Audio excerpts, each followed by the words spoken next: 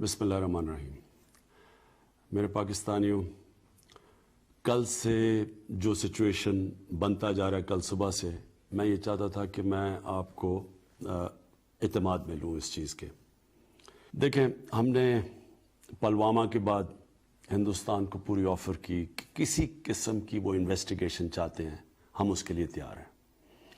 पुलवामा में उनकी कैजुअल्टीज़ हुई और मुझे पता है कि लोगों को, उनके लवाहिकीन को कैसी तकलीफ पहुंची होगी, क्योंकि यहाँ 10 साल से कुछ 70,000 कैजुअल्टीज़ हुई हैं और मैं 10 साल से कितने अस्पतालों में गया हूँ और जिधर मैंने लोगों को देखा है, बम ब्लास्ट विक्टिम जिनके बाजू नहीं हैं, टांगे नहीं हैं, चल नहीं सकते, आंखें नहीं हैं।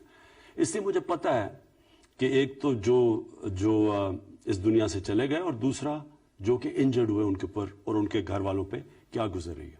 इसलिए हमने सीधा हिंदुस्तान को ऑफर किया कि किसी तरह की भी आप इन्वेस्टिगेशन चाहते हैं, अगर उसमें कोई भी पाकिस्तानी मुलव्वस है तो पाकिस्तान पूरी तरह तावन करने के लिए आपसे तैयार है।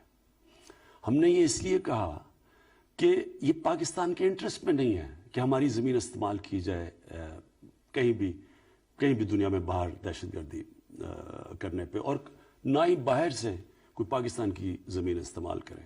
तो इसलिए इसमें तो कोई डिस्प्यूट थी नहीं। हम तो जब तैयार थे, हम जब पूरी तरह तावन करने के लिए तैयार थे, तो मुझे ये खदशा था कि उसके बावजूद हिंदुस्तान ने कोई एक्शन लेना, और इसीलिए मैंने उन्हें कहा कि हमारी मजबूरी होगी जब आप एक्शन लेंगे, हमारी मजबूरी होगी रिस्पॉन्ड करना, क्योंकि कोई भी सॉवरन मुल्क ये किसी मुल्क को इजाज़त नहीं देता कि वो उसके मुल्क के अंदर कार्रवाई करे और खुद ही फैसला कर ले कि वो उसने जुर्म किया, जज, जूरी और एग्जीक्यूशन खुद ही बन जाए।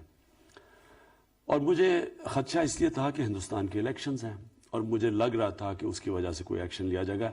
लिहाजा मैंने हिंदुस्तान को कहा कि हमें जवाबी कार्रवाई करनी पड़ेगी।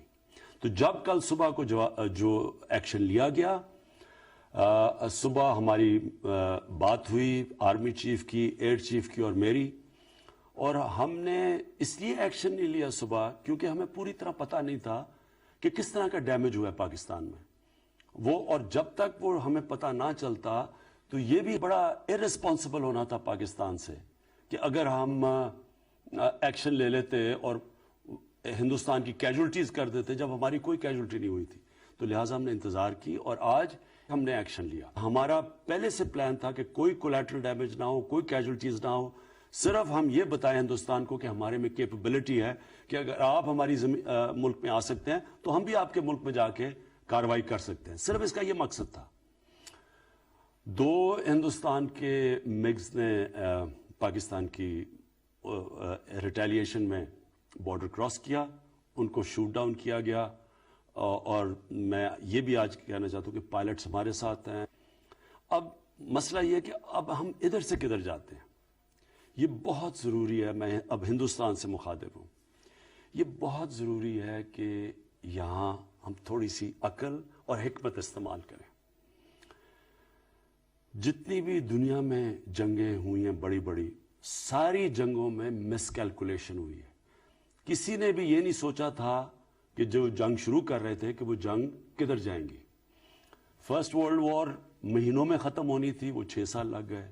सेकेंड वर्ल्ड वॉर में एक ऐसा वक्त आया, हिटलर ने सोचा कि मैं रूस को फतह कर लूँ।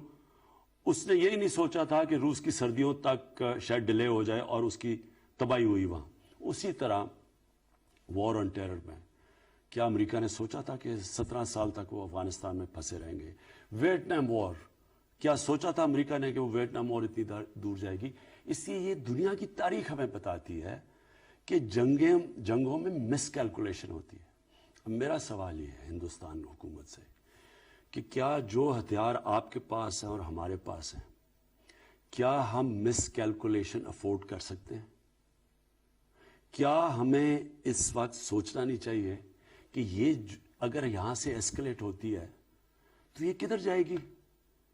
ना मेरे कंट्रोल में होगी, ना नरेंद्र मोदी के कंट्रोल में होगी। इसलिए मैं फिर से आपको दावत देता हूं कि जब हम तैयार बैठे हैं ہم نے آپ کو کہا کہ جو آپ کی پلوامہ کی جو ٹریجڈی ہوئی اس کے جو آپ کو جو دکھ پہنچا ہے کسی قسم کا ڈائلاگ کرنا چاہتے ہیں دہشت گردی کے اوپر ہم تیار ہیں لیکن میں پھر سے آپ کو کہوں گا کہ اس وقت بیٹر سینس شوڈ پریویل ہمیں بیٹھ کے بات چیت سے اپنے مسئلے حل